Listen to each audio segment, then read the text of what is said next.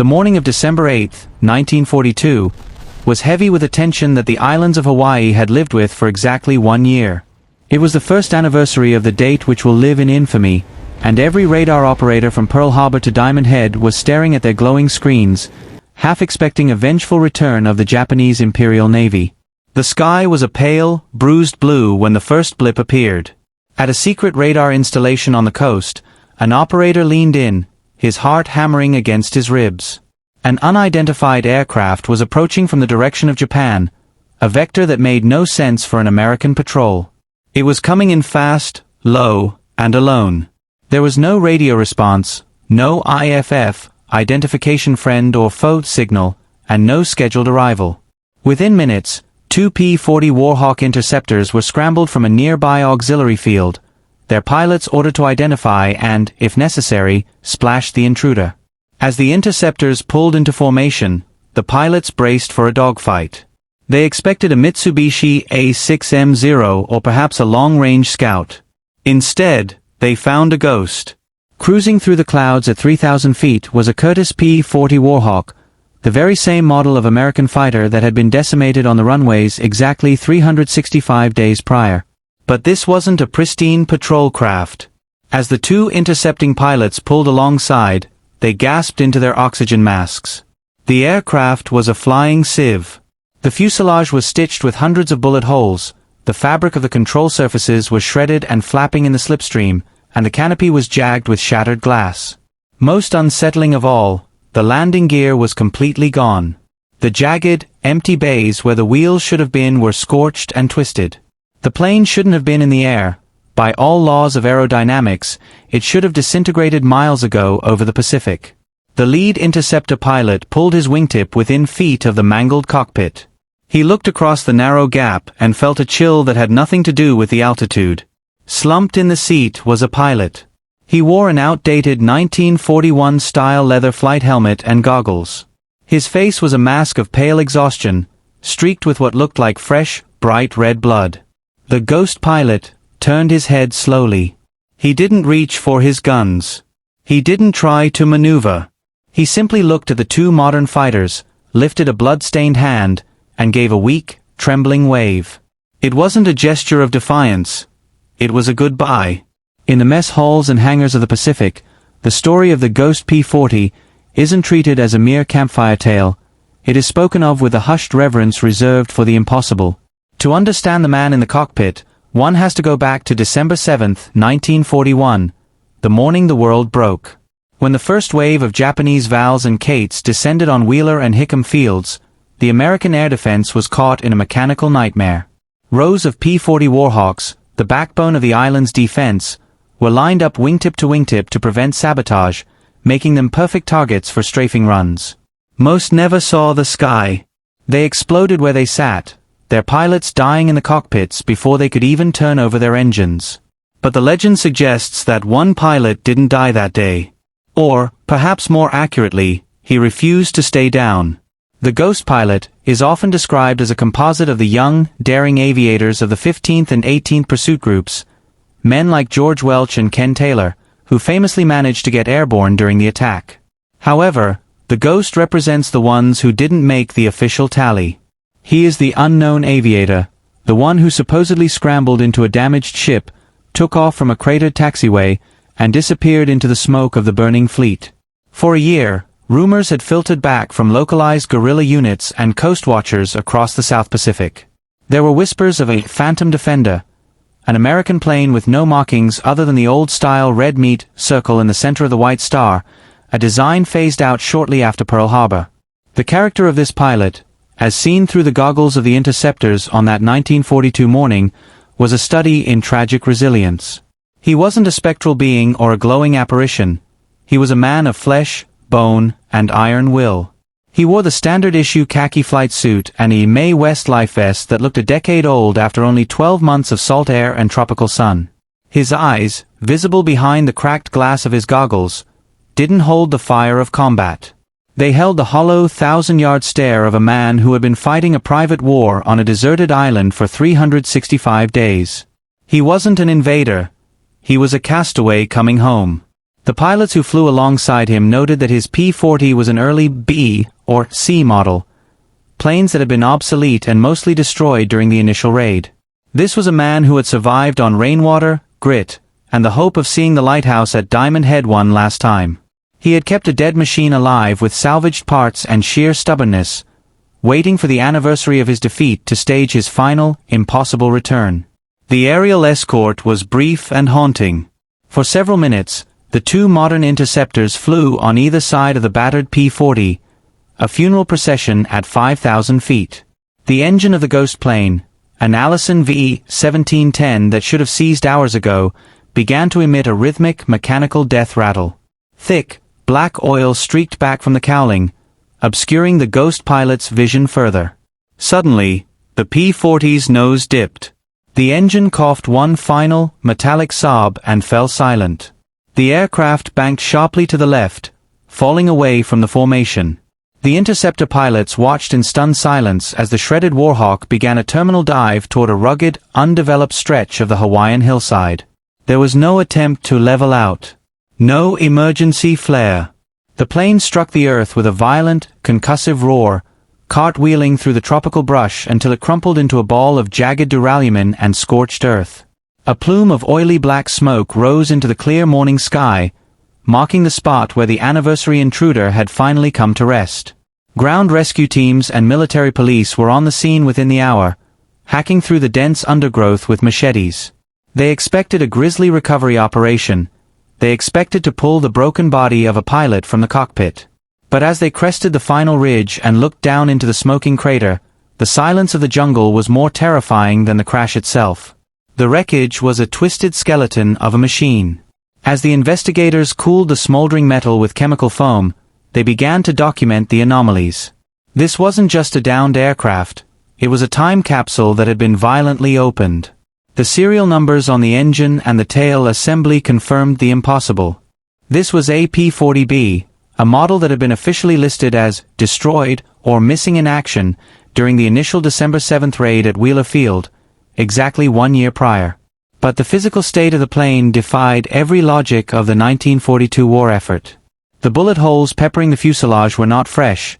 Some were jagged with the beginning of tropical corrosion, while others had been crudely patched with pieces of hammered-out ration tins and wire. The Ghost P-40 had clearly been involved in a dozen different skirmishes over the last year, sustained by a mechanic who had nothing but scavenged parts and desperation. As the lead investigator climbed onto the wing to reach the cockpit, he braced himself.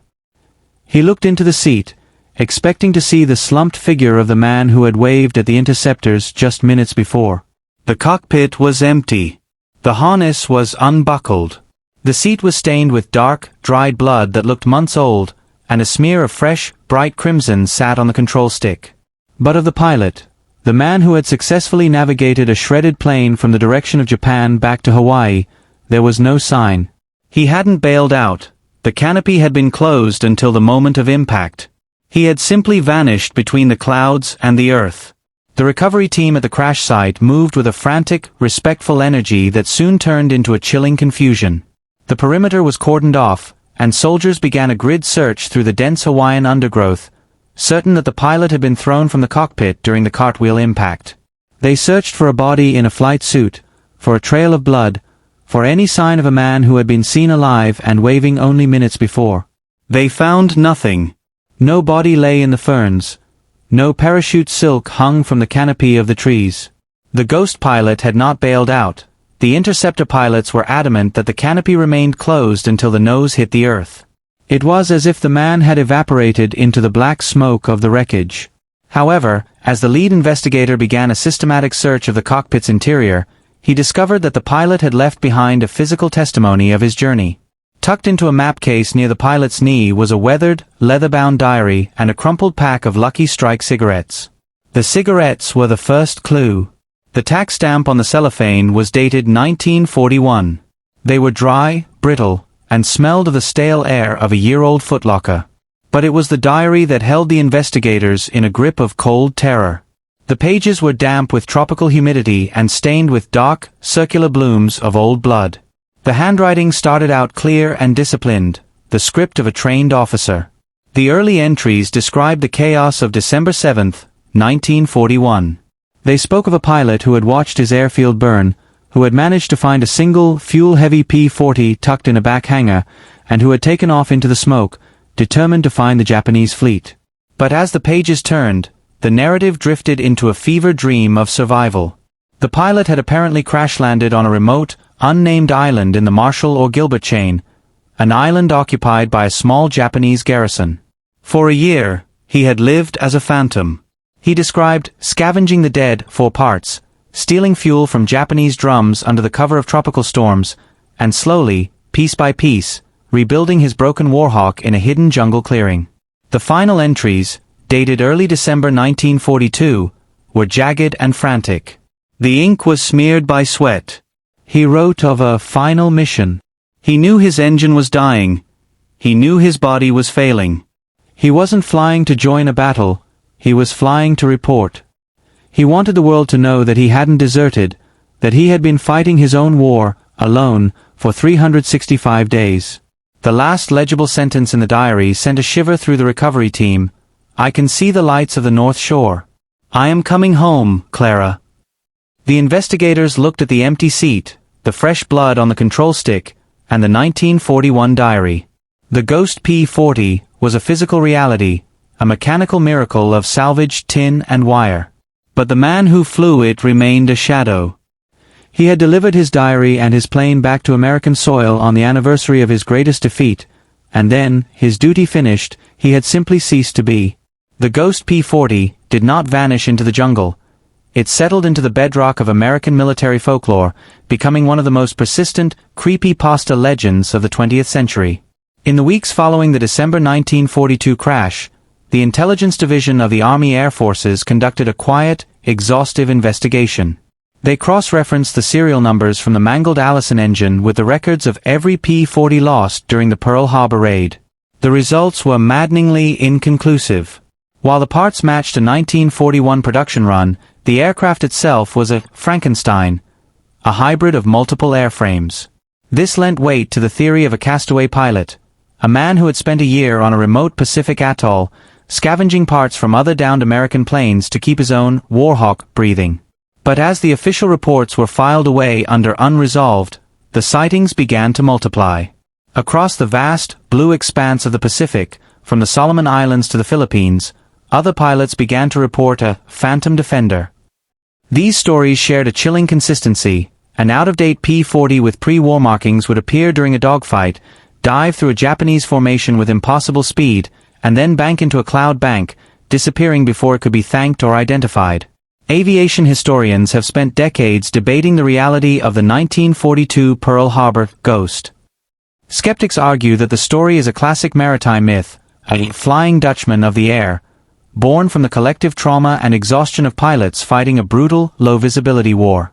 They suggest that on the first anniversary of the attack, the nerves of the Hawaiian radar operators were so frayed that they manifested a ghost to find closure for the men who never got off the ground. Yet, the physical evidence remains a stubborn obstacle to pure skepticism. The 1941 diary, the brittle Lucky Strike cigarettes, and the fresh blood on a seat that had been empty for a year. These details were documented by MPs and medical officers who had no reason to lie. Perhaps the most haunting theory is that the Ghost P-40 was a survivor of a lost guerrilla unit in the Philippines or the Dutch East Indies. These men, cut off from command after the initial Japanese onslaught, may have kept a single aircraft operational as a symbol of resistance. If one of these pilots, dying of malaria or wounds, decided to spend his last gallon of fuel flying home to Hawaii, he would have had to navigate thousands of miles of open ocean, a feat that borders on the miraculous. The Ghost P-40 remains the ultimate tribute to the greatest generation's refusal to surrender. Whether it was a physical plane piloted by a dying hero or a collective hallucination of a nation seeking vengeance, the legend serves a purpose.